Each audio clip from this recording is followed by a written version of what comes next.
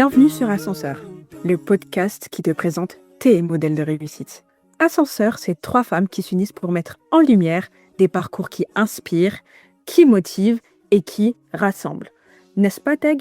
Exactement, Diary. Nous sommes persuadés qu'on a besoin de repères pour y voir plus clair. Nous sommes aussi persuadés que les récits de vie peuvent être une cause pour révéler notre potentiel. Pas vrai, Awa? Clairement, on partage une vision selon laquelle chaque femme peut créer sa propre réussite. À chaque épisode, nous vous proposerons des parcours de femmes qui ont réussi à leur manière. Bonne écoute! Assalamu alaikum et bienvenue dans ce nouvel épisode d'Ascenseur. Vous l'aurez aussi remarqué, les femmes sont plurielles. On est maman, épouse, entrepreneuse, salariée, mère au foyer et même on en passe. On est aussi multicasquette, que ça soit dans l'ombre ou sous le feu des projecteurs. Et au final, il existe autant de versions qu'il n'existe de femmes. Mais aujourd'hui, notre invitée a voulu nous rappeler une chose essentielle. C'est qu'avant toute chose, elle est une servante d'Allah. Et c'est ça, sa première caractéristique. Dali nous partage sa jeunesse et comment son empathie, sa sensibilité et sa passion pour la lecture et l'écriture l'ont menée à la direction de son institut Al-Jannah, qui compte aujourd'hui des milliers d'élèves. À travers son prisme d'épouse, de maman de 8 enfants et de dirigeante, elle nous livre sa façon d'assurer tous ses rôles en toute harmonie. Salam alaikum. Wa alaykoum salam wa rahmatullah. Wa alaykoum salam wa rahmatullah. Comment vous allez? Ça va, alhamdulillah. Et vous? Ça va bien, alhamdoulilah, et toi, Teg? Ça va bien, alhamdoulilah. Comme d'hab, en plein dans le soleil, on aime trop, on est trop heureuse. Vraiment, vitamine D pour de vrai, là. Exactement. Alors, aujourd'hui, on a l'honneur d'avoir parmi nous Moualima Dali, qui sera en plus notre dernière invitée de la saison 1 du podcast. Du coup, Moualima, on te laisse te présenter. Assalamu alaikum. Du coup, moi, c'est Dali. J'ai 32 ans. Je suis mariée, j'ai 8 enfants. J'habite à Aulnay-sous-Bois.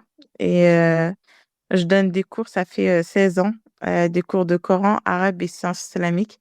Et j'ai ouvert une madrasa à Noisy-le-Grand. Et je suis également écrivain. J'ai publié 4 livres. Et aussi thérapeute certifiée. Masha'Allah. Le thérapeute, j'aimerais bien qu'on revienne juste après, là, sur le thérapeute, parce que ça m'intéresse beaucoup, cet aspect Waouh. de tout ce que tu fais, Masha'Allah. Explique-nous tout. Parce que là, tu nous as parlé de beaucoup de choses. 16 ans d'enseignement, ça veut dire que tu as commencé très tôt l'enseignement. T'es autrice, Masha'Allah, ça fait Waouh. plaisir. En tout cas, j'aime bien cette multitude de casquettes qu'on peut avoir. Vous en pensez quoi, les filles, là? Je suis choquée. Je m'attendais pas. Waouh. Mais Allah barik. J'ai trop envie de savoir plein de choses. Je suis comme toi, Diary, je suis hyper curieuse. Merci. Du coup, j'ai commencé d'abord par l'écriture. On peut dire l'entrepreneuriat, bon, depuis toute petite, hein, quand j'avais 8 ans, je vendais des glaces, des journaux que je faisais avec une de mes copines au collège aussi. On avait fait le journal du collège. Du coup, j'aimais bien écrire. J'écrivais des articles, j'interviewais des élèves sur des sujets, etc. Et après, l'écriture, ça a commencé aussi depuis toute petite, depuis que j'ai commencé à écrire, tout simplement. Et j'écrivais des poèmes d'abord, beaucoup de poèmes d'amour, beaucoup, voilà, sur les sentiments, etc. Et surtout à mes professeurs, à mes copines. Et ensuite, au collège, j'ai commencé à écrire des nouvelles. Et je sais que ma prof de français, elle avait bien aimé. Et elle m'a dit, et je me suis dit, pourquoi je publierais pas un livre? Moi, après, je connaissais vraiment rien parce que j'avais 14 ans. Mais j'en ai parlé à ma prof et elle m'a dit, ben, je vais t'aider, je vais te corriger tes fautes d'orthographe. Et en fait, je me suis lancée dans une aventure parce que c'était de l'auto-édition. Ça veut dire fallait faire soi-même la mise en page, la couverture, déposer les droits d'auteur, démarcher pour avoir des articles dans les journaux et soi-même faire la diffusion de son livre. L'avantage, c'est que comme j'avais 14 ans, ben, ça a intrigué beaucoup de personnes. Du coup, j'ai eu beaucoup de communication facilement, des articles dans Le Parisien, dans d'autres journaux, sur LCI, etc. Et du coup, c'était une grande aventure pour moi.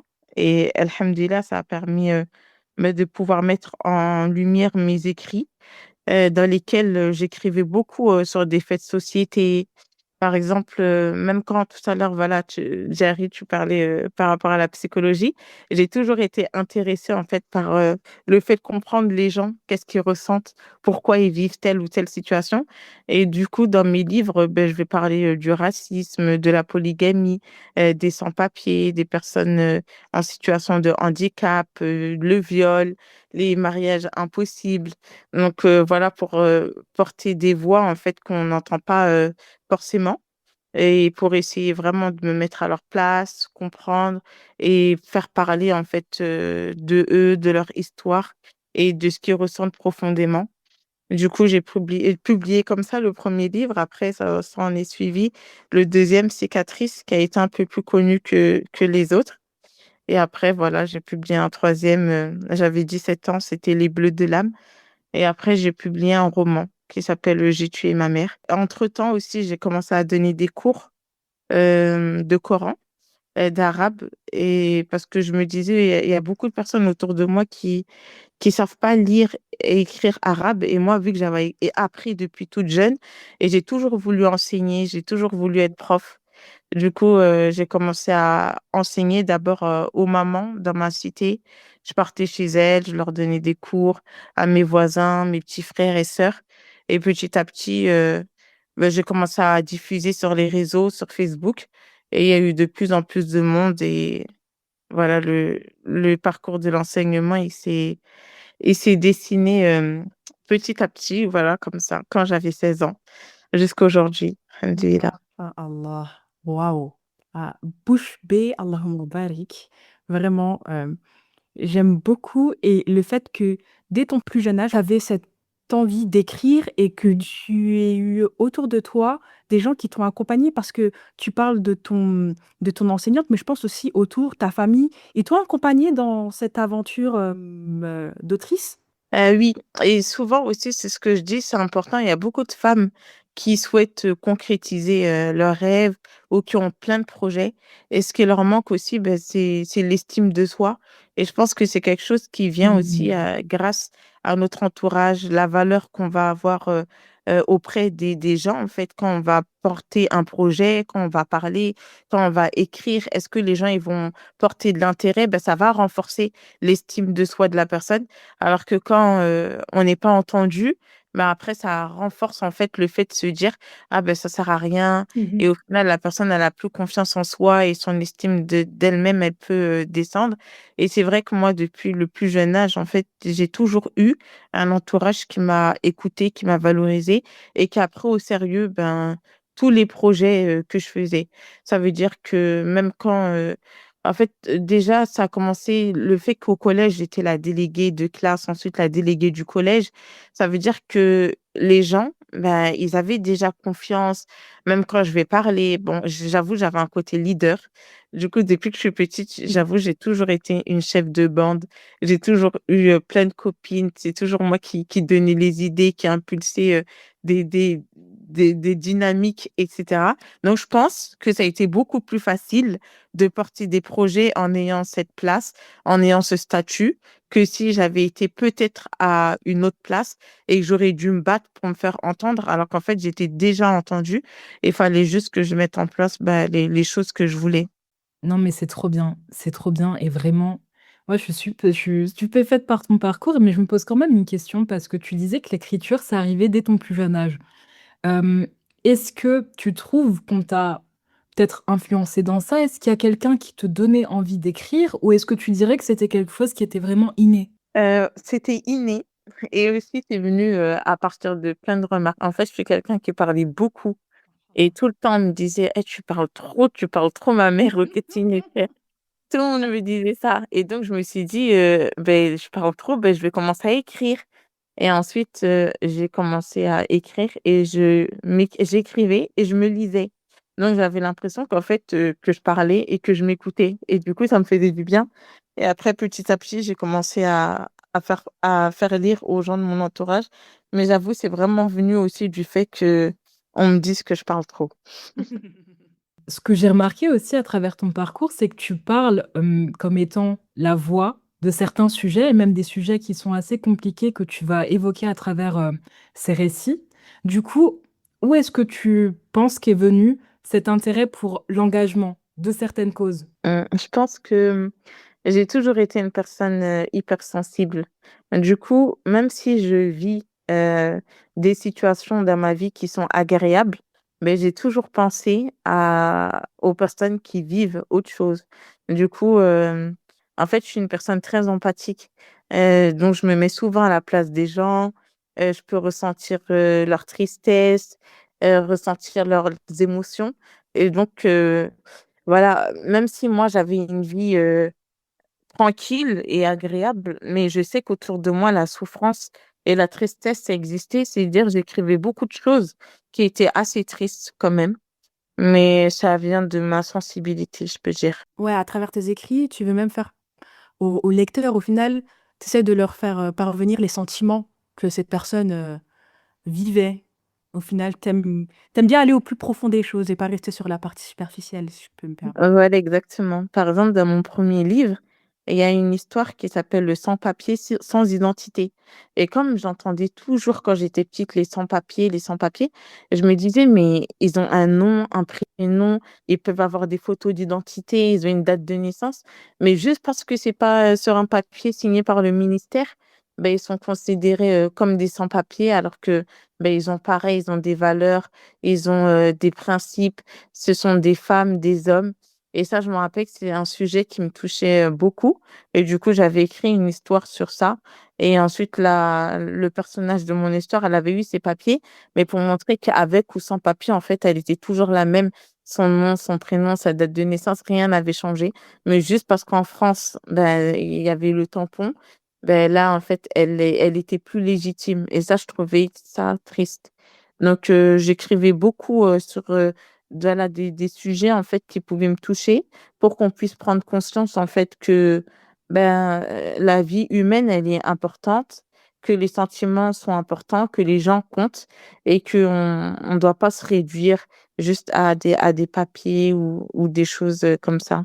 C'est super important ce que tu dis, en plus au vu des faits sociétaux, de la comment c'est compliqué ces derniers temps, de renouveler, son titre de séjour. On a de plus en plus de personnes qui peuvent se retrouver, dans cette situation-là et moi ce qui me fascine dans ton récit et ce que tu nous racontes, c'est la maturité que tu fais preuve à un si jeune âge et je me demande comment tu faisais parce que en général, à un si jeune âge, tout le monde n'a pas ce même degré de maturité. Dans ton cercle familial, amical, comment ça se passait? Ça s'est bien passé? Les gens, enfin, tu trouvais pas un décalage par rapport à toi, tes analyses et ce que tu pouvais voir de la société et les autres? Parce que quand on sort du collège, début lycée, on n'est pas encore, aussi sensible à ces questions-là. C'est vrai que Hem, on m'a toujours dit que j'étais, très mature et après je traînais beaucoup avec, des personnes qui étaient beaucoup plus grandes que moi. C'est-à-dire et on en rigole aujourd'hui parce que l'écart, il se voit moins. C'est des personnes aujourd'hui, je les vois, elles ont la quarantaine, mais quand j'étais petite, j'avais 10 ans et qu'elles avaient plus de 20 ans et que j'allais traîner chez elles toute la journée et cetera et aujourd'hui on rigole, mais c'est vrai que j'aimais bien être avec, des personnes qui avaient 10, 15 ans de plus que moi, les copines de mes grandes sœurs et je restais avec elles, je discutais, je racontais, plein d'histoires et je les écoutais aussi. Du coup, je pense que ça aussi, ça aide à être, plus mature et en même temps, j'avais aussi mon côté enfantin, mais j'avais beaucoup un côté, assez, méditatif, assez, profond, assez sérieux en fait sur la vie et sur tout ce qui se passait, autour de soi. Ouais, magnifique. Franchement, moi, je suis en train de boire. J'oublie même d'intervenir dans le podcast tellement je suis fascinée. Et moi, j'ai une question parce que tu fais tellement de choses. Comment, alors, tu as plein de projets, mais qu'est-ce que tu fais quand tu as une idée de projet et qu'est-ce qui va te dire c'est bon, là, c'est le bon projet, je le lance? Après, Comme je disais tout à l'heure, le fait d'avoir une bonne estime de soi, Mhm. quand même, il y a beaucoup d'étapes, beaucoup de questions qu'on se pose pas. Ça veut dire, quand j'ai un projet, je vais pas me dire, ah, est-ce que, non, je vais pas réfléchir. Je vais le faire directement. Mais après, comme j'ai expliqué aussi, l'environnement autour, il est favorable. Ça veut dire, Mhm. tu as toujours des gens qui t'encouragent, des gens qui te soutiennent, des gens même qui t'insufflent des idées, qui te parlent de leurs besoins. Donc, tout se fait, naturellement. Alors que je sais que en général, des fois, ça peut être beaucoup plus compliqué parce que Mhm. quand on va vouloir se lancer dans un projet, on va se poser 1000 questions. Est-ce que ça va répondre à un besoin? Est-ce que les gens vont être intéressés? Est-ce que les gens vont aimer? Des choses Mhm. comme ça. Et je pense que ben, moi, le chemin, il était plus inverse. Et aussi, mes projets, ils sont et il venait toujours dans une continuité, dans un alignement avec moi-même. Ça veut dire que c'était pas, des projets, qui me ressemblaient pas ou des projets, qui allaient me demander une autre énergie. C'était toujours Mhm. dans la continuité de ce que j'étais, en fait, de ce que je transmettais, de la manière dont j'évoluais. Ça veut dire que c'était juste une suite logique. Genre, je voyais limite même pas ça comme des projets, mais je voyais ça comme, une continuité en fait de ma personne. Masha'Allah. Et on voit que ça continue parce que jusqu'à présent encore, on peut dire des fois que c'est la fougue de la jeunesse qui nous Ouais. donne envie de multiplier les projets, les actions, mais avoir encore cette multitude de casquettes, alors barik, c'est toujours le cas. J'avais une autre question par rapport à quelque chose un peu plus théorique, tes études. Au vu de ton parcours et déjà si jeune autrice, est-ce que tu as poursuivi dans ce sens-là? C'est-à-dire, tu t'es dit, bon, j'aime bien écrire, je vais poursuivre dans la voie littéraire ou pas du tout? Si, j'ai fait, des études. Bon, j'ai eu mon bac, littéraire. Ensuite, je suis allée à la fac parce que je voulais devenir, prof de français et da língua portuguesa. J'aimais trop la langue portugaise. J'en faisais au lycée, j'aimais trop parler le portugais du Brésil et tout. Et après, finalement, ben, comme la demande en arabe, elle se faisait énormément, ben, j'ai commencé à donner des cours. Et je pensais pas que ça allait avoir une si grande ampleur. Je me suis Mhm. dit que j'allais commencer à donner des cours vite fait le week-end et continuer mes études. Mais il y a eu tellement de demandes, tellement d'élèves que c'est devenu après la branche principale. Du coup, j'ai pu continuer à prendre des cours d'arabe, mais pas officiellement dans un institut ou dans une université. Mais j'ai pu prendre avec différents professeurs pour acquérir de bonnes connaissances et, euh, et voilà, après, là, c'est plus l'enseignement de l'arabe, du Coran, des sciences islamiques qui s'est dessiné à moi. Masha'Allah. Donc au final, Allah, il t'a donné une autre voie d'enseignement. Toi qui voulais être prof de français, il t'a fait devenir prof d'arabe et de sciences religieuses. Est-ce que le fait que la demande a augmenté, ça t'a, tu t'es, comment dire, tu t'es arrêté au niveau de ton cursus scolaire ou tu as quand même continué jusqu'à, je sais pas, licence, master? Non, je devais arriver à la licence. Mais après, entre-temps aussi, je me suis mariée. Je me suis mariée à 17 ans. Après, j'ai eu ma première grossesse à 18 ans. J'ai accouché. J'ai enchaîné encore une autre grossesse. Du coup, pour aller à la fac, Mhm. Compliqué. c'était assez fatigant quand même. Et comme les cours chez moi, ben, ça se passait bien. Du coup, j'ai plus continué les cours chez moi, mais j'ai pas pu concrétiser la licence. Ok, hyper intéressant. Et du coup, et ça s'est arrêté à la maison ou t'as des locaux ou tu t'es développé? Je suis hyper curieuse d'en savoir plus justement. Et je Alors, pense que au les début, auditrices aussi, elles veulent savoir Mais grave, je comment me demande. c'est devenu cet empire. Comment c'est euh, construit. en fait, au tout début, je donnais des cours individuels parce que je ne me voyais pas donner des cours à des groupes. Et Mhm. ensuite, c'était des cours qui étaient gratuits, c'était chez moi. Les gens, ils venaient quand ils voulaient, etc. Mais j'ai vu que il y avait un grand manque de sérieux. Par exemple, des fois, je préparais mon fils pour le faire garder. Et j'allais me lever à 10 heures. L'élève de 10 heures, elle va annuler. Celle de 11 heures, elle va m'envoyer un message à la dernière minute, elle annule. Celle de midi, elle annule. Et moi, je suis là, je les attendais ben, toute la matinée. Je me disais, j'aurais pu dormir ou profiter avec mon enfant. Donc, Mhm. je me suis dit, les cours individuels, c'est trop de risques de perte de temps. Donc, autant faire au moins un groupe de 2. Comme ça, s'il y en a une qui vient pas, j'en suis sûre que j'aurai au moins une autre. Et tellement la demande, elle était grande, mais je me sentais pas prête de donner des cours en groupe. Mais finalement, petit à petit, ça s'est fait, des groupes de 5, 10. Ensuite, mon salon, il était rempli, c'était des classes de 30. Et en 2015, j'étais allée faire le Hajj. Et quand je suis revenue, il y a une sœur qui m'a appelée. Elle m'a dit, j'ai entendu que tu donnais des cours et que c'était chez toi et qu'il y avait énormément de monde. Et nous, en fait, on a une mosquée à Sevran. Notre seul but, c'est que la mosquée, elle puisse vivre d'enseignement. Donc, on te donne la salle gratuite et tu viens, t'enseignes comme tu veux. C'était une grande salle, je pense qu'elle devait faire au moins 150 mètres carrés. Et du coup, bah, il y avait, du jour au lendemain, j'ai mis un message pour dire oui, il y a quelques places qui s'ouvrent. Et il y a eu énormément de demandes. Du coup, je me suis retrouvée avec bah, plusieurs classes. J'avais à peu près plus de 600 élèves et je donnais des cours. Voilà, entre-temps, j'ai eu une troisième grossesse. Je donnais les cours et c'était vraiment mon activité principale parce que entre 600 élèves, il y avait les copies à corriger, les Oui. audios des élèves, beaucoup de questions d'investissement, etc. Et ensuite, on m'a proposé, comme les gens, ils ont vu qu'il y avait beaucoup de demandes, un local à Gonesse. Et là-bas, en fait, il y avait plusieurs salles. Et j'avais donc là l'opportunité de former des profs.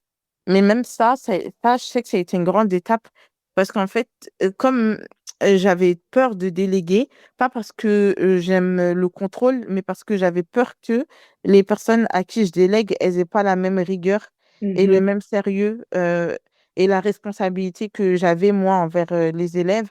Par exemple, je sais que même si j'étais enceinte, même quand j'ai accouché, etc., ben, en fait, les cours, c'était vraiment ma priorité. Donc, ça veut dire que j'étais vraiment focus sur le fait de rendre en temps et en heure les copies des élèves, le fait de ne pas être absente. Donc, j'avais pas envie de prendre des personnes et si elles n'étaient pas sérieuses et que tout retombe sur moi. Et du coup, ce qui était bien, en fait, c'est que j'ai pu former des élèves à moi.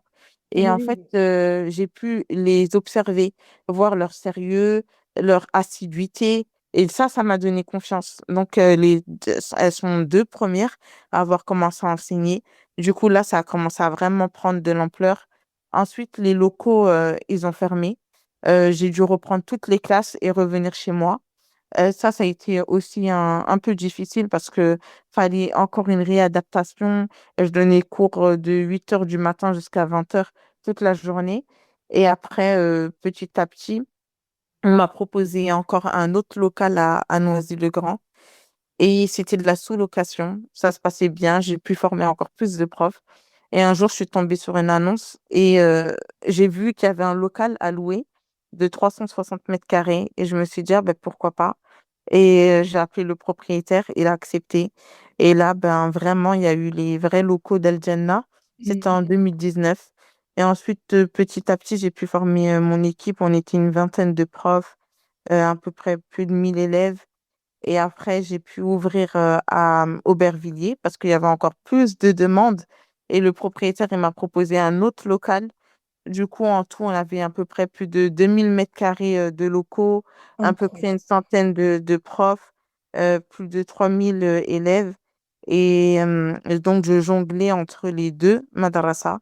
Et après, ben, celle d'Aubervilliers, elle a dû fermer, mais il y a celle de Noisy qui est toujours ouverte depuis 2019. Et voilà, on est toujours là, une équipe de à peu près cinquantaine de profs et voilà, des milliers d'élèves qui continuent à étudier au sein de la madrasa.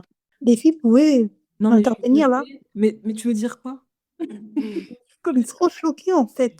Si c'est pas là, c'est qui aide là? Non, mais voilà, et qu'Allah, il te récompense pour ça et qu'il te permette vraiment de faire encore plus, plus, plus.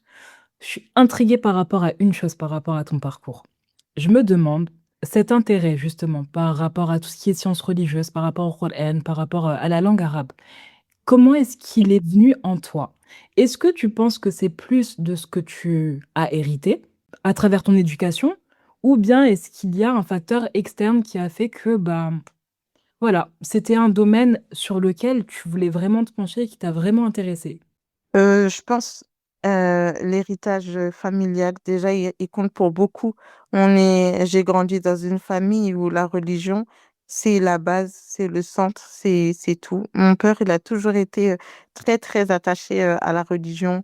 Quand on était petit, bah, tous les soirs après la prière du Maghrib, on se réunissait, on faisait des ta'alim, donc des cercles d'évocation où on parlait d'Allah, on récitait le Coran. On était au cours d'arabe depuis qu'on était petit. Mes frères, la plupart, ils ont mémorisé le Coran. Ils sont allés étudier en Égypte, en Arabie Saoudite, au Mali, au Sénégal.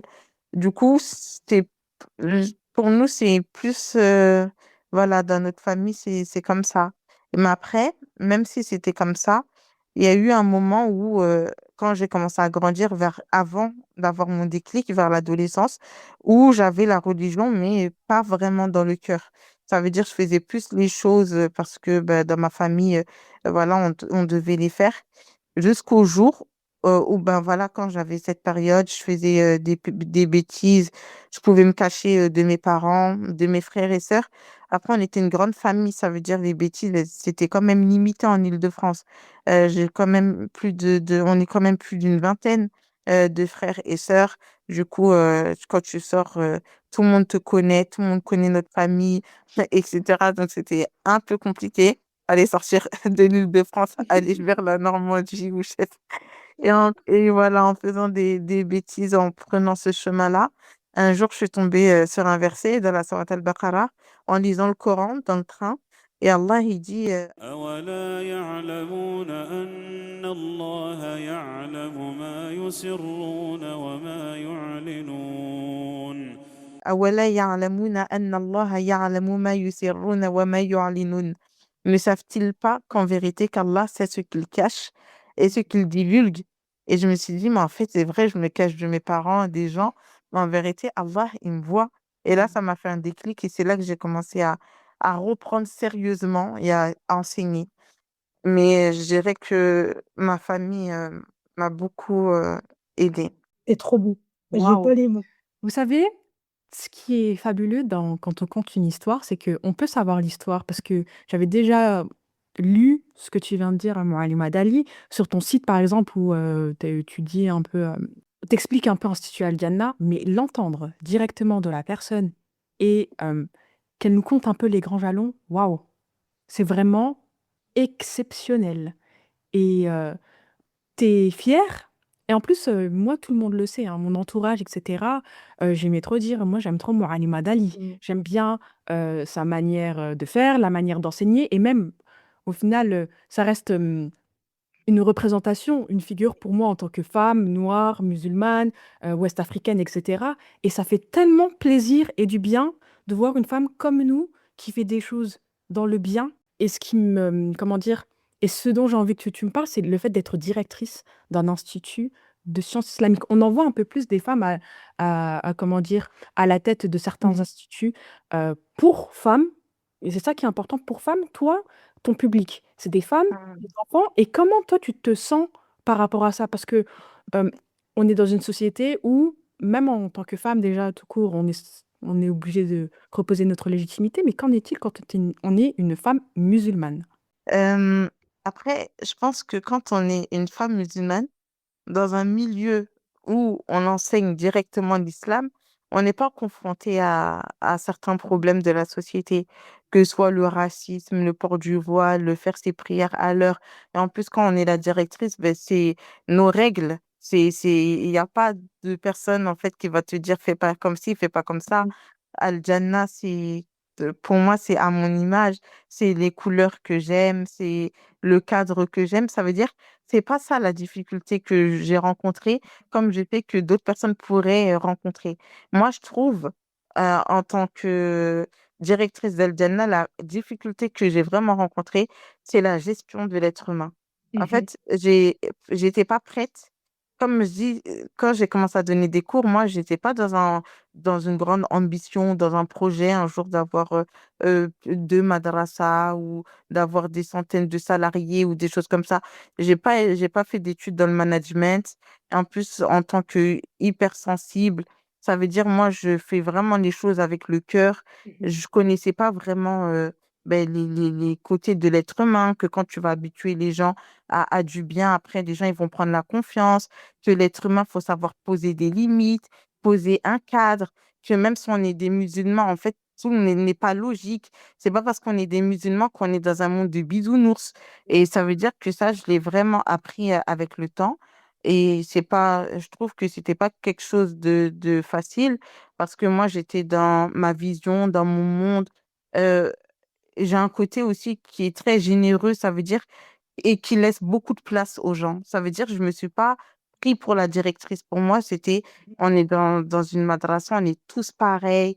Je donnais de la place à tout le monde. Limite, on aurait pu croire que d'autres personnes étaient les directrices tellement tout le monde pouvait imposer ses idées, etc. Même quand on faisait les réunions d'équipe, genre tranquille. Mais j'ai vu qu'en fait, pour gérer une équipe d'êtres humains, musulmans ou pas musulmans, en fait, les gens, ça reste les gens avec les vices des gens, tout comme les bons côtés, hein, parce que j'ai rencontré des personnes exceptionnelles, merveilleuses, qui m'ont beaucoup élevée, qui m'ont beaucoup aidée, mais j'ai rencontré aussi beaucoup de difficultés dans la communauté. Quand tout va bien, eh ben, on dit que ça vient de Dieu.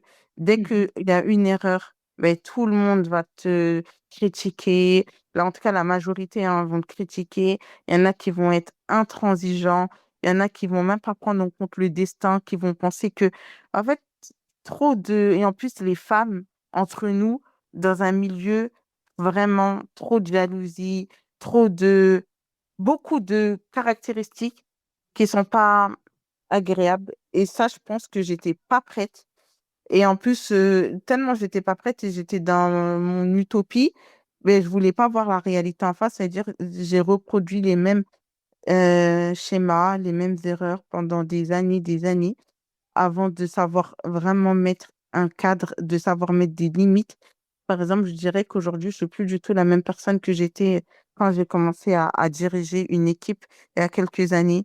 Il y a quelques années, moi, pour moi, la proximité, l'intimité, voilà, pour moi, tout le monde est mes copines. En plus, comme j'ai commencé à donner des cours chez moi, ben, tout le monde avait l'habitude de venir chez moi. C'est dire, moi, j'ai pas de barrière. Pour moi, chez moi, c'est pas intime, c'est rien. Les gens, ils venaient chez moi, ils étaient dans mon salon, ils étaient dans la chambre de mes enfants. Ma maison, elle a toujours été ouverte. Quand je me suis mariée, mon mari, il s'est habitué à ce qu'il y ait du monde chez nous. Mes élèves, ben, comme j'ai jamais travaillé dans un autre milieu, j'ai jamais été salariée autre part que pour moi-même, ça veut dire que ben, je sais même pas c'est quoi le monde du travail. Et donc, je sais même pas c'est quoi avoir un patron. Je sais même pas c'est quoi la barrière, comment les patrons ils sont avec leurs employés. Donc, pour moi, on est tous copines. Mais en fait, ça, j'ai vu que c'était pas très bien. Qu'est-ce que tu as mis en place du coup pour pouvoir imposer ce cadre? Ça a été très difficile parce que quand on commence à imposer un cadre et qu'on n'a jamais été comme ça, ben, il y a toujours des gens qui vont dire que tu as changé, des gens qui vont essayer de te faire culpabiliser, les gens qui vont... en plus, parce que comme c'est pas ta nature, c'était pas ma nature, c'est-à-dire je devais m'imposer ce cadre, mais on va te faire du chantage émotionnel, chacun... et on sait que tu es hypersensible, que tu es émotionnel, chacun vient avec ses problèmes, chacun vient avec ses problématiques. Chacun vient avec sa pitié et en fait, vraiment, c'est très difficile de s'en sortir. Je trouve que c'est comme quand les personnes, quand on a de la notoriété, quand on a de l'argent, ben, automatiquement, on peut attirer des profiteurs, on peut attirer des personnes. Soit il y a des gens, par exemple, ils ont beaucoup d'argent, mais c'est des personnes, tu n'oserais même pas venir leur demander parce que juste dans leur manière d'être, comme ils sont avec toi, ils te montrent même pas de la familiarité pour que tu oses venir leur demander tous les 4 matins. Mais il y a certaines personnes, leur argent, c'est libre service à toute la terre entière parce qu'ils ont montré, et moi je fais partie de ces personnes-là, mais après, avec le temps, heureusement que ma mère, c'est ma confidente, et que ma mère, elle n'a pas mon caractère, ça veut dire, pendant des années, elle s'est battue pour que je comprenne, pour que j'ai plus de leadership, pour que je sache mettre des limites. Ça veut dire, elle m'a beaucoup aidée, elle, ainsi qu'une de mes sœurs aussi, même je dirais mes deux sœurs, qui étaient beaucoup plus fermes que moi, et d'autres personnes, en fait, qui avaient une autre vision que moi. C'est-à-dire, ils me disaient, toi, tu es la tête dans le guidon, il y a plein de choses que tu vois pas, mais ils m'élevaient, ils me montraient, arrête de fonctionner comme ça, arrête d'habituer les gens comme ça, arrête de croire que travailler avec des gens, c'est comme si c'était à la maison. Et en fait, c'est comme ça que j'ai pu grandir. Et en ayant subi aussi du mal de la part des gens, en ayant subi des trahisons, des coups, des choses comme ça, qui m'ont fait prendre conscience qu'en fait, si tu mets pas de limite, en fait, ta propre entreprise, elle va finir par périr, tout simplement. Au bout d'un moment, c'était soit les gens ou soit je sauve Al-Jannah. Et j'ai préféré sauver Al-Jannah. Peu importe qu'on me dise que j'ai changé, que je suis devenue beaucoup plus ferme ou autre. Ouais, tout à fait. Et tu as bien fait. Et tu estimes aujourd'hui avoir trouvé justement cet équilibre en tant que dirigeante ou pas encore? Oui, maintenant, je trouve que beaucoup plus. Vraiment, oui, parce que déjà, j'ai réussi à déléguer. Par exemple, il y a eu des moments très difficiles. Comme moi, j'étais la directrice et j'avais une certaine proximité avec les employés et qui étaient en même temps ben, tous mes copines, tous des personnes que je connais. Et pour pouvoir mettre cette barrière-là, ben, j'avais recruté des responsables, mais des responsables que personne connaissait, qui étaient extérieurs au cadre et avec qui moi j'allais parler directement et elles allaient diriger mes équipes. C'est-à-dire même ça a été déjà un gros changement parce que quand tu as l'habitude de parler directement avec moi, Ali Madali, et que maintenant on te dit non, si tu veux prendre des congés, si tu veux faire ci, si tu veux avoir une avance sur ton salaire, si tu veux telle ou telle chose, tu passes tout par moi. En fait, tu dois passer par d'autres personnes. Mais là, déjà, c'est difficile pour les gens parce qu'ils vont, ouais, mais non, on n'a jamais fonctionné comme ça. Et après, ben, il y a des gens qui partent au fur et à mesure parce que ça leur plaît plus. Et après, quand il y a des nouvelles personnes qui viennent, ben, ils connaissent pas la Dali d'avant. Du coup, c'est plus facile de mettre des limites. Mm. C'est-à-dire, mon équipe, elle a complètement changé. Les personnes avec qui j'étais au début, c'est plus du tout les personnes avec qui je suis actuellement. Mais au moins, il y a une grande barrière, il y a une grande distance et il n'y a plus autant de proximité. Du coup, quand il n'y a plus de proximité, ben, pour mettre un cadre et pour dire la vérité aux gens, c'est beaucoup plus facile que quand on doit le dire à une personne avec qui on est amis depuis 7 ans, qui nous a vu évoluer, qui travaille pour nous et en même temps qui est notre, notre copine ou autre, quoi. Non, mais c'est littéralement ça et tu l'as bien dit, le fait de mettre un cadre, c'est sûr que ça change toute la donne. Je rebondis sur, quelque chose que tu as évoqué. Tu as dit qu'en tant que, responsable, en tant que chef d'une institut, tu as été amené à chercher à savoir comment est-ce qu'il fonctionne l'humain. Est-ce que, c'est cette chose qui t'a mené à justement avoir une certification en tant que thérapeute? C'est exactement ça. En fait, il y a un moment dans ma vie, j'ai été confrontée tellement à en fait, je comprenais pas. Je me disais: «Mais» je parce que comme en plus je suis hypersensible, c'est-à-dire moi je culpabilisais tout le temps, je me remettais en question. Mais qu'est-ce que j'ai fait en fait pour que telle personne elle me parle comme ça, pour que l'autre elle me fasse ci, pour que l'autre elle me fasse ça? C'est-à-dire moi je comprenais pas et tout le temps en fait, je me posais des questions. Je me disais: «Moi» il y en a, ils font des choses que je sais pas, dans ma tête, je pourrais jamais faire ça à quelqu'un. Et c'est là que j'ai commencé à m'intéresser d'abord aux différents types de personnalités. Pourquoi, comment ça se fait qu'on n'est pas tous pareils? Et du coup, j'ai commencé à approfondir. Déjà, j'ai commencé à vouloir me comprendre, moi. Déjà, pourquoi j'arrive pas à mettre des limites? Pourquoi j'ai de l'empathie, c'est bien, mais être hyper empathique, de toute façon, dans la vie, il faut un juste milieu dans tout. Même si on est généreux. Et ça, par exemple, c'est quelque chose, c'est le Coran qui me l'a enseigné par la suite, mais moi, je comprenais pas. Je me disais, par exemple, je suis généreuse. C'est pas parce que je te donne que toi, tu dois prendre la confiance ou prendre des choses pour acquis. Mais en fait, il y a un verset du Coran dans la sourate Ash-Shura que j'ai trouvé magnifique et qui m'a totalement changé ma vision de la vie. Allah, il dit, et si Allah avait étendu ses largesses à tous ses serviteurs, ils auraient commis des excès sur la terre. Mais il donne avec juste mesure, car il est parfaitement clairvoyant sur ses serviteurs. Et moi, en fait, j'avais pas la clairvoyance sur les gens. C'est-à-dire que Allah, moi, je me disais, en fait, si tu es gentil, ben, tu dois continuer à être gentil, peu importe les gens qui y a en face. Mais là, je dis pas d'être méchant, mais moi, je parle de mettre des limites. C'est-à-dire, Allah, il est généreux. À lui appartient la royauté des cieux et de la terre. S'il voulait, il donnerait tout à tout le monde et ça changerait rien. Mais il a décidé qu'il allait donner avec juste mesure à qui il veut parce que il ne regarde pas qui il est, lui, par sa générosité, El Karim, il regarde les gens qui reçoivent ses dons. Et comme parmi les gens qui reçoivent ses dons, il y en a plus tu leur donnes, plus ils sont ingrats. Il y en a plus tu leur donnes, plus ils deviennent insolents. Il y en a plus tu leur donnes, plus ils t'oublient. Eh bien, il y en a à qui il va les éprouver sur les dons en ne leur donnant pas pour qu'ils puissent se souvenir, se Mhm. rappeler de lui. Et à d'autres personnes, il va leur donner. Et en fait, je me suis dit, c'est comme si quand tu as un enfant, Tu as plusieurs enfants, tu as des paquets de bonbons. Toi, tu as des paquets de bonbons, ça te dérange pas en fait de donner des bonbons. Mais sauf que ma fille de 10 ans, je vais lui donner tout le paquet et je vais lui dire, toi, mange-les petit à petit. Je sais qu'elle est grande, elle peut en manger un par mois. Mhm. Ma fille de 2 ans, je vais pas lui donner tout le paquet entier parce que je sais que même si je lui dis mange un par mois, elle va pas vouloir écouter. Le soir, elle va tout manger et ensuite elle aura mal au Mhm. ventre. Et je dois pas regarder le fait que moi j'ai trop envie de donner le paquet de bonbons, ça me dérange pas. Et en fait, ce verset, il m'a aidé à comprendre cela et à me dire, en fait, sois clairvoyant. Si tu vois que en faisant comme ça, en étant comme ça, et ben ça ramène tel comportement.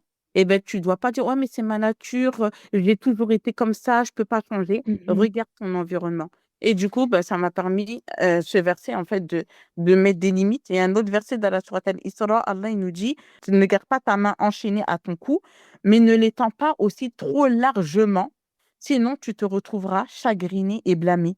Et en fait, il Mhm. nous montre tout simplement le juste milieu et chose que je n'avais pas parce que j'étais dans l'excès d'empathie, l'excès de gentillesse, l'excès de tolérance, l'excès de non-limite. Et en fait, c'est vraiment déjà en apprenant à me connaître et à comprendre pourquoi j'étais comme ça. Et ensuite, à comprendre aussi les gens, qu'avec telle personne, je sais son type de personnalité, faut que je sache mettre des limites. Avec une autre personne, ok. Et ensuite, ça m'a beaucoup aidé. Et je me rappelle, j'étais tellement à une période de ma vie où je comprenais plus rien. Et ben, ça m'a donné l'idée de faire l'école du cœur. Parce que je me suis dit, les gens, en fait, on est allé à l'école, mais pourquoi on n'est pas allé à l'école du cœur? On ne connaît pas l'empathie, on ne connaît pas la reconnaissance, on ne connaît pas le pardon, on ne connaît pas la piété, la soumission. Et comme ça, un jour, je me suis assise, je parlais comme ça, je me suis dit, ah, ben, je vais faire un programme de 3 mois, je vais aborder cette thématique. Et quand je vois que de cette épreuve, parce que ça a été une épreuve, quand je vous parle comme ça du côté social, j'en parle comme ça, mais c'est sur de longues années, c'était énergivore, c'était prenant, ça m'a mis des fois dans des états vraiment, genre, t'étais pas bien en fait, tu as l'impression que tu dois diriger ton entreprise, tu souris avec les gens mais tu sais même plus qui est qui. Tu sais même plus qui est en face de toi. Pourquoi les gens ils sont avec toi. C'est-à-dire c'était très dur pour quelqu'un qui aime beaucoup l'être humain, pour quelqu'un qui aime beaucoup les gens et qui a du mal à mettre des limites. Et c'est-à-dire qu'après cette phase-là, ben, l'école du cœur est arrivée. Et en fait, quand je vois tout le bien qui a découlé des écoles, tous les bienfaits qu'Allah m'a donné par la suite, tous les gens que j'ai rencontrés, comment ça m'a enrichi, comment ça m'a fait grandir et que c'est venu de cette épreuve, bah, je remercie vraiment Allah d'être passé par là, parce que sinon, j'aurais jamais voulu comprendre et transmettre aux gens bah, qu'on est tous différents, mais faisons quand même attention au cœur les uns des autres, parce que les cœurs, ils sont entre les mains d'Allah et ils sont là pour nourrir la fonction première, et si on s'abîme les uns des autres, bah, malheureusement, on ne pourra pas exceller dans ce pourquoi on a été créé. Masha'Allah. Et on pourrait limite conclure ici, hein. Ah, mais c'était merveilleux. C'est un Bravo. rappel Un rappel, tellement mais waouh! bénéfique. Waouh. Merci. Non, mais merci, merci. Et je trouve que c'est une super introduction à ces écoles. Il faut que tu nous en parles parce que moi, je les ai vues un peu. Il y avait École du cœur, il y avait l'école de l'âme, si je me trompe pas. Je te dis la vérité, Diary, à chaque fois, elle me les envoie. Mais bon. Ouais, de ouf. C'est Donc, vrai. Moi, j'ai fait la propagande de l'école de l'âme parce Trop que d'accord. exactement. l'école de l'âme, s'il vous plaît, en fait, bah, c'est pour ça que je remercie infiniment toujours mes enseignants parce que ce qu'ils Mmh. cultivent, ce qu'ils mettent et comme en plus Teg, elle aime bien cette métaphore de les graines que l'on sème et Mhm. les fruits qu'on récolte, mais ça n'a pas de prix et l'école de l'âme, ce qu'elle a appris sur moi et bah, il y a pas longtemps, on parlait de l'investissement sur soi, bah, investissez sur l'école de l'âme. C'est l'investissement في الدنيا والآخرة. Voilà. Point. J'ai pas d'autre chose à dire. Du coup, je veux savoir, moi. Heu, l'école du cœur, c'est venu, comme je vous ai dit, pour comment cultiver toutes ces qualités et cetera et comme dans toutes ces épreuves, j'ai vu l'envers du décor. J'ai vu nos cœurs, en fait, nos comme je vous ai dit, vraiment un milieu que des femmes, plein de choses. Il y a beaucoup de bons, mais wallah que il y a beaucoup de maladies aussi, vraiment. J'ai vu, l'orgueil, la jalousie, l'amour du bas monde, l'égoïsme, la colère, plein de choses. En fait, je me suis dit: «C'est indispensable». Je peux pas faire l'école du cœur, dire aux gens: «Oui, il faut essayer d'être empathique, il faut essayer d'être, reconnaissant, il faut essayer d'être patient». si en fait on n'arrive même pas à vider nos cœurs de tout ce qui est les noircis. Et du coup, l'école de l'âme, c'est devenu une évidence. Voilà, qu'on en parle en fait, que on mette des mots sur nos comportements. Pas parce qu'on croit trop que c'est les gens qui sont malades, mais quand je parle, moi, la première, nous tous, on est tous concernés parce que malheureusement, même des fois, le comportement des gens, il peut t'impacter ou tu vas vouloir répondre d'une manière qui ne te ressemble pas et tu vas tomber toi aussi dans une autre maladie par orgueil ou par autre, etc. Et en fait, le tout, c'est de toujours, plus tu mets des mots sur les maladies, mais plus tu sauras en fait faire attention. Par exemple, même, je sais qu'il y a un moment, tellement le côté social, c'était trop, mais tu as envie de t'isoler, t'enfermer, etc. Mais il y a des gens qui peuvent s'isoler par sagesse, mais des fois, on peut s'isoler par orgueil, en se disant, non, mais les gens, ils sont tellement pas ce que moi je suis ou ce à quoi j'aspire, mais tu peux tomber dans le mépris des autres et pour vouloir t'élever. Et en fait, même dans ça, il faut mettre des mots et il faut comprendre pour que même quand tu prennes du recul par rapport aux gens, que tu le prennes toujours avec sagesse, que quand tu t'isoles des gens, mais que ce soit avec sagesse et pas avec mépris, pas en les regardant de haut, pas en pensant que tu es meilleur que eux et que eux ils sont en bas, mais en fait non. Et c'est pour ça que Alhamdulillah, dans chaque épreuve, on arrive à en tirer du bien parce que même à travers le comportement des gens, ça va pouvoir nettoyer nous aussi notre cœur, essayer de pas mettre de la rancœur, essayer de pas mettre de la haine. Et en fait, voilà. Donc, l'école de l'âme, c'était vraiment comment mettre des mots. Parce que je sais que la plupart des élèves, quand elles commencent par l'école de l'âme, elles ont l'impression qu'elles seront pas concernées par aucune des maladies. Au final, le bilan, c'est que tous les élèves qui ont fait, sans exception, tous se sont reconnus dans pratiquement toutes les maladies de l'âme. La jalousie, l'ostentation, l'hypocrisie, l'amour du bas monde, l'orgueil, etc. Et en fait, on voit que c'est juste que on a tellement normalisé nos comportements, on met tellement peu de mots dessus qu'au final, on se réforme pas vraiment. Et Allah, il changera pas l'état d'un peuple tant que les gens eux-mêmes ne se seront pas réformés. Et c'est vraiment le but des écoles, en fait, d'apporter une réforme profonde. Et en plus, on étudie en même temps les différents types de personnalités.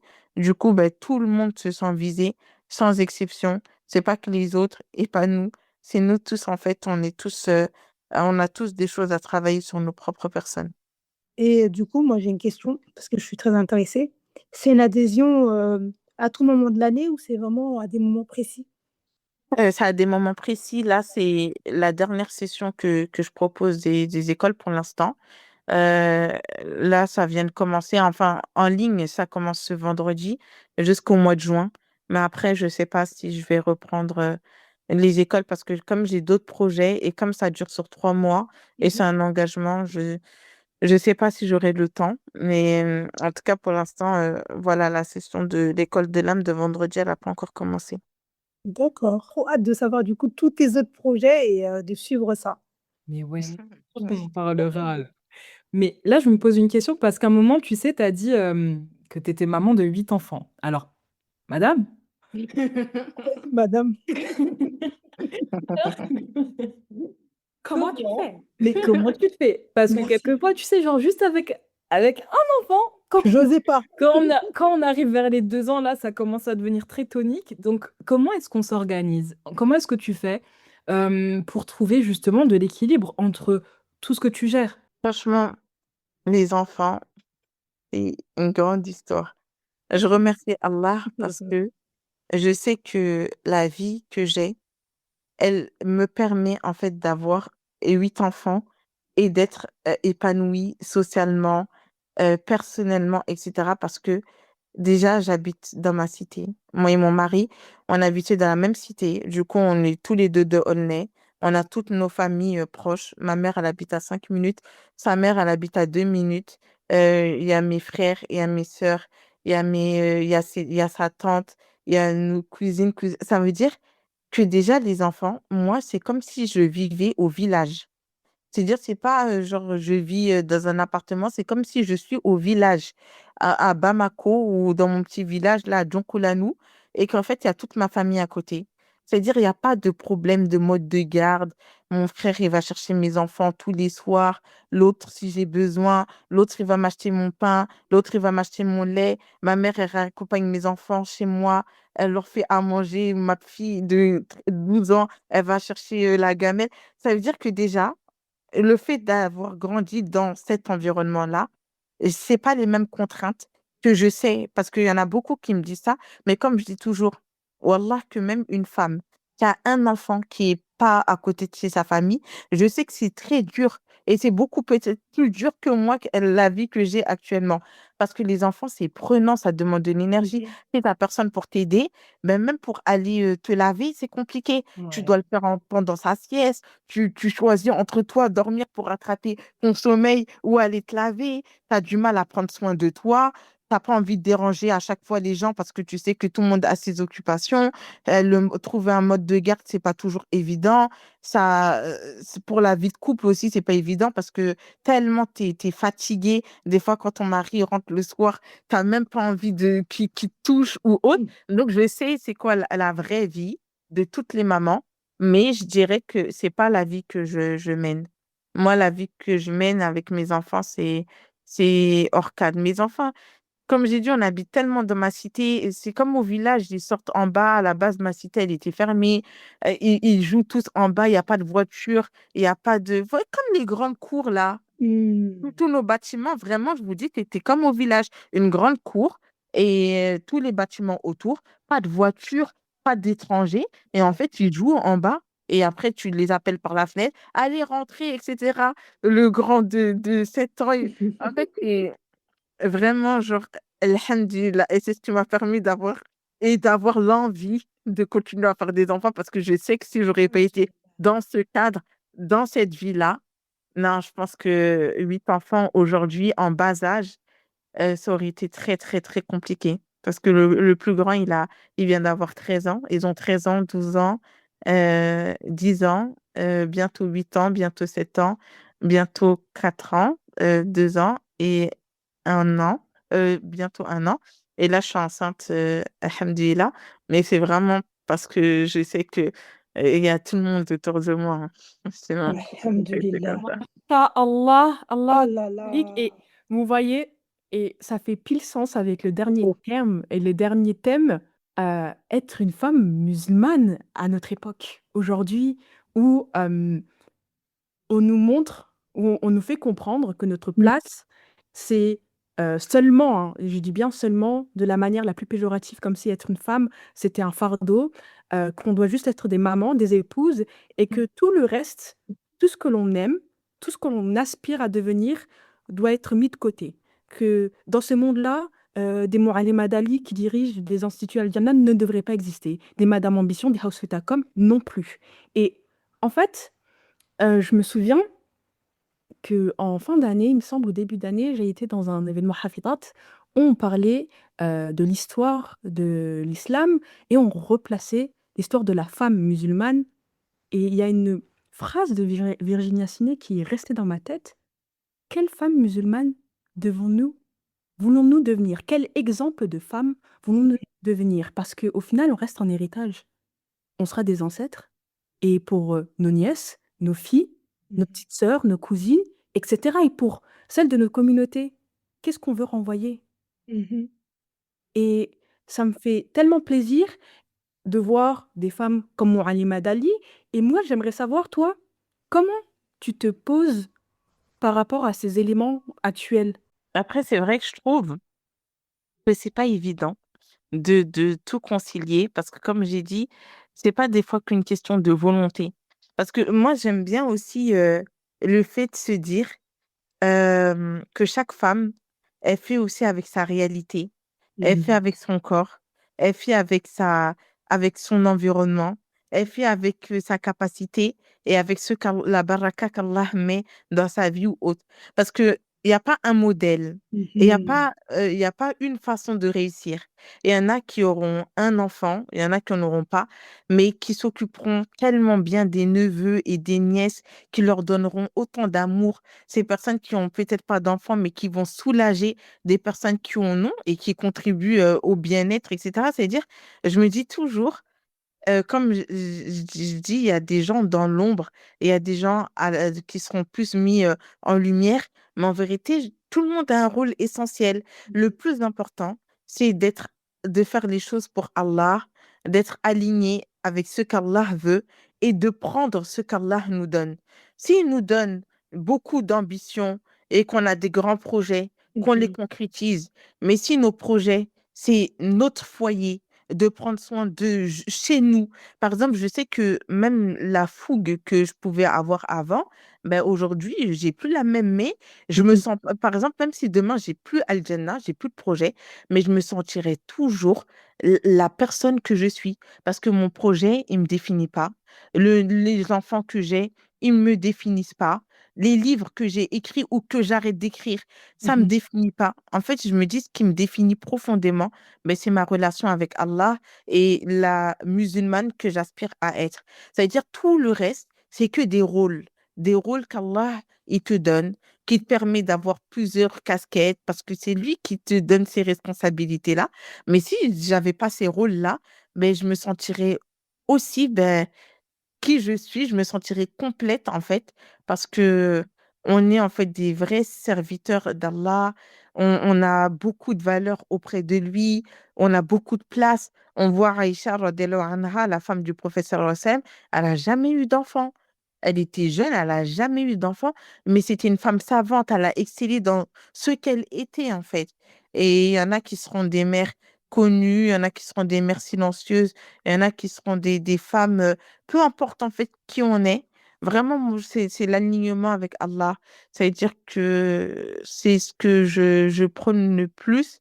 Et après, ben, qu'on soit à fond dans ce que l'on est. Par exemple, moi, je sais que quand je suis maman, genre quand je suis dans mon rôle de maman, mais on dirait que, ou quand tu me vois femme au foyer, on dirait, là, ces temps-ci, je suis plus femme au foyer. On dirait que je sors jamais, je suis que chez moi une petite femme de maison, je reçois tout le temps des invités, j'aime trop faire des décos, etc. Si tu me vois, on dirait même pas que... Mais quand je suis à Al Jannah aussi, on dirait même pas que j'ai une vie familiale. Je suis là, je suis à fond dans mon rôle. Et après, quand je suis avec mon mari, on dirait qu'on n'a même pas d'enfants, lui et moi. On sort, on fait nos trucs, etc. Mais quand je suis avec mes enfants, on dirait, j'ai même pas de vie. On dirait que je suis qu'une maman qui fait passer une nuit, qui est fatiguée. Et en fait, ce que j'aime bien, ben, c'est de se dire, vis chaque chose que Allah te donne, à ce moment-là, c'est que éphémère. Les enfants, ils finissent par grandir, ils finissent par aller à l'école, ils finissent par dormir. Ton entreprise, tu vas jamais travailler H24, ça veut dire il y a des moments où ça y est, c'est bon, tu seras en repos. En fait, vraiment, ton mari sera pas tout le temps avec toi, il va travailler et se sentir bien soi-même pour être bien dans tous les aspects, en fait, tout simplement. J'espère que vous avez pris des notes, hein, parce que là, c'est gratuit ce qu'elle nous donne. Non, en toute honnêteté, waouh. Du début à la fin, là, j'ai envie de couper mon micro et écouter. Les filles, c'est vous aujourd'hui. Je vous laisse. Et moi, je retiens on est des femmes musulmanes. On C'est est des important. servantes d'Allah avant toute chose et c'est ça le plus important. Et Mashallah, toi, tu as trouvé ton équilibre parmi toutes les casquettes qu'Allah il t'a données et c'est OK. Et un autre point important, et nous, on en parlait souvent, arrêtez de se comparer. On peut se comparer qu'à nous et la version qu'on était la veille et celle qu'on aspire à être demain. Et moi, vous savez très bien, je prône le plus important de l'instant présent. Il faut vivre le moment du présent. Ce qui est Mm. passé, c'est pour nous donner des bonnes leçons pour aujourd'hui. Et demain, on ne sait pas ce qui va arriver. Exactement. Exactement. C'est pour ça que je dis les comparaisons et tout. Franchement, il y en a plein, ils vont me dire, mais je sais pas comment tu fais. Mais je me dis, s'ils avaient ma vie, ils verraient comment je fais. Tout le monde serait. Mais je vois d'autres personnes, bien Mhm. sûr. Et en plus, comme je dis, j'ai eu 8 grossesses et Mhm. bon, la 9, alhamdoulilah, mais 8 accouchements. Mais ça se trouve, mes accouchements, ça vaut même pas Mhm. l'accouchement d'une femme qui a eu une césarienne, d'une autre qui a eu une épisio. Moi, j'arrive à l'hôpital, par exemple, j'accouche directement. J'ai même pas besoin de mettre de péridurale, je supporte bien la douleur. On n'est pas tous pareils. Il y en Effectivement. a qui vont se dire, en fait, même dans ton corps, on n'accumule pas tous la même fatigue. Quelqu'un qui a Mhm. de l'aide, des fois, je peux passer même une semaine, j'ai même pas besoin de sortir de chez moi pour déposer mes enfants à l'école ou les récupérer parce que c'est fait. Et alors que c'est pas la même fatigue que si je devais me préparer tous les matins, sortir, rentrer chez moi, faire ci. Il y en a qui ont des femmes de ménage. Il y en a, ils n'ont pas de femmes de ménage. Et leur dos, ils ont encore plus de courbatures, ils sont fatigués. Ça veut dire qu'en fait, il n'y Mhm. a pas, même quand tu vas voir une autre personne, tu sais pas en fait les facilités qu'elle a par la suite. Ça se trouve, il y en a une, son mari, il est investi, l'autre, son mari, il n'est pas là. C'est dire vraiment, Exactement. tout le monde est courageux, tout le monde fait de son mieux, tout le monde essaye d'être une belle, une meilleure maman, etc. Et en fait, même quand je vais voir, par exemple, que moi, j'ai l'occasion de prendre soin de moi, de m'habiller chez moi, de prendre soin de ma déco, des fois, on me dit, ah, mais chez toi, c'est tout blanc, t'as pas peur avec les enfants? Oui, mais mes enfants aussi, ils sont pas H24 chez moi, hein, pour que, voilà, ma mère, elle habite à côté, ils aiment bien aller chez ma mère. Arrête, dès que par exemple, même hier, j'ai reçu des invités. Ben, ma mère, tellement, elle veut que quand je reçois, c'est bien, ben, dès qu'ils sont rentrés de l'école, elle les a pris directement. Exactement. C'est-à-dire, mais il y a personne qui est venu déranger, ne serait-ce qu'un coussin que j'avais mis en place, etc. J'ai reçu mes invités, on fallait voir, on dirait que j'étais une maman, une fille célibataire. On dirait que j'avais 17 ans. Mais c'est parce que on m'a dit, ah, mais comment tu fais? Mais comment je fais? Mais ils sont chez ma mère. Mais c'est pas comment je fais, ils sont tous dans mes pattes et chantent. Attention! Non, c'est pour ça que je dis, même une femme que des fois, elle n'a pas eu le temps de bien s'apprêter, mais juste Mhm. elle est propre sur elle, c'est déjà beaucoup. Parce que Wallah, que même la douche qu'elle a fait, on ne sait même pas le djihad qu'elle a fait pour faire cette douche-là, pendant que son enfant, il pleurait, qu'il réclamait les bras, alors que l'autre, ben, son enfant, il est chez la nounou, à la crèche, elle fait ses petits soins du skincare tous les jours, c'est pas pareil. Donc, je me dis, en fait, chacun doit être fier de soi, de tant qu'il fait son maximum, que chacun se valorise et qu'il se dise, ben, Inch'Allah, je vais essayer de faire mieux, mais en me comparant à moi-même, mais à ce que j'aspire à être tout simplement. C'est magnifique. Et Mais les filles, je sais pas vous, hein, ça fait tellement écho avec Ascenseur. Quand elle l'a dit, quand Mohamed Dali, elle a dit, on est tous des modèles différents, des femmes différentes. Et c'est total, c'est bien. mais C'est totalement. hyper important de le rappeler. Mmh. Et je me dis, on pourrait pas conclure avec mieux pour la saison 1 d'Ascenseur. Mais grave et par ce que tu nous dis, tu nous rappelles quand même vraiment quelque chose d'essentiel, c'est vraiment qu'Allah, il ne met pas de charge supérieure à notre capacité. C'est que chacun son chacun. Exactement. Genre chacune son chacun, tout ce qu'on a, on peut le gérer. On va passer aux questions signatures d'Ascenseur parce que qu'est-ce que serait Ascenseur sans ces questions? Et je vais commencer par la première, et même si on a pu déjà avoir eu tes réponses tout au long de cet Grave. épisode, mais quelle est la définition de la réussite pour Moualima Dali? Alors, pour moi, la réussite, c'est pas ce qu'on voit, mais c'est vraiment ce qu'il y a entre nous et Allah. La paix du cœur, la sincérité, et le fait d'être aligné, la cohérence intérieure.